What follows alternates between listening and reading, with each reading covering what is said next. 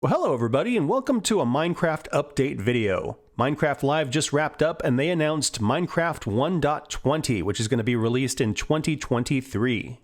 And I will admit, I was a little mixed on it. There are some really neat things that they announced, and there were some things that were a little underwhelming. For example, they didn't even give the update a name.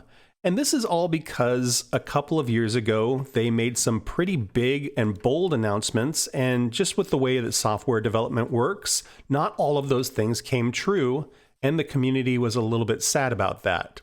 So I think what they're doing as far as being very measured and conservative in what they do announce is probably pretty smart. They also said that this update, they very much wanted to kind of build together with the community. So I suspect we will have some say in what this update ends up being called. And of course, there's a lot more that's going to be in here that's just not ready for the spotlight yet. And that's pretty exciting. So what did we get today? There was a few things. The first thing they sort of announced was a theme. And the theme was sort of around expression. The idea that they want everybody to feel like Minecraft is very much for them.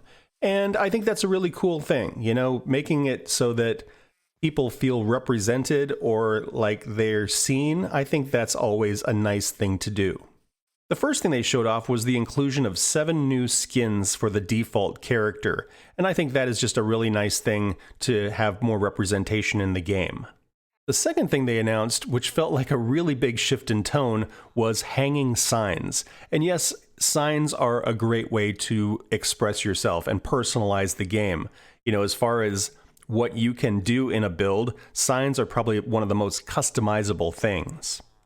The hanging signs looked awesome, and they can hang in a couple of different orientations. They can hang from the bottom of a block, they can hang from the side of a block, or they can hang from a point. And I think that is going to add a ton of customization and personalization to the game. The third thing they announced was a little bit surprising, and it was a bamboo wood set. Now, I have for a long time really wanted another type of light wood other than birch. And this bamboo, while really stylized, I think kind of fits that bill.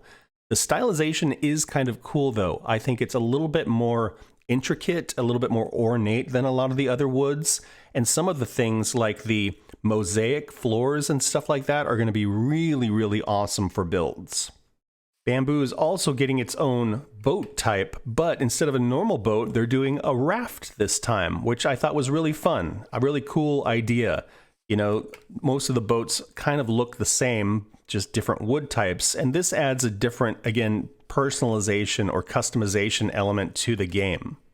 The next thing they talked about was something called chiseled bookshelves, which I think is a kind of a weird name for what it is, but they're actual usable bookshelves. You can store your books in there. I think that is fantastic. Again, the customization, rather than just having a generic bookshelf block, is really awesome.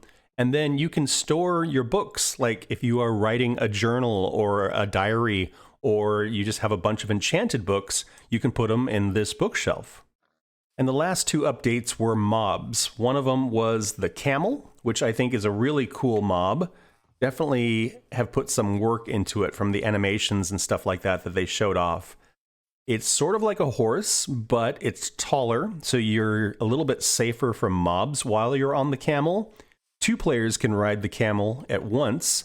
It's not quite as agile, but it's going to be a bit faster, fast enough that it could jump over a ravine or a river, which is pretty incredible.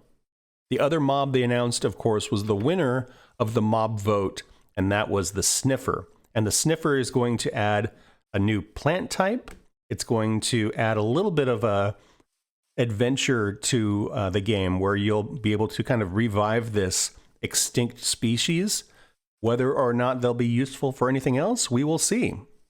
The last update, which was kind of a surprise, was that these features will be available to play with in a few days. Typically, the first snapshot comes out in a few weeks or sometimes even months. So these features sound like they're pretty well finished up and available for us to start beta testing. Now that being said, there's probably a lot more that they're still working on that they just saved because they didn't want to disappoint the audience in case they weren't able to finish them, or if they had to kind of scale things back, stuff like that. So lots more to come as far as this 1.20 update. Pretty exciting. And that's all I've got for you today. Thanks so much for watching. I hope you had fun. Please like and subscribe if you want to follow along on the adventure, and I hope to see y'all in the next one. Bye-bye.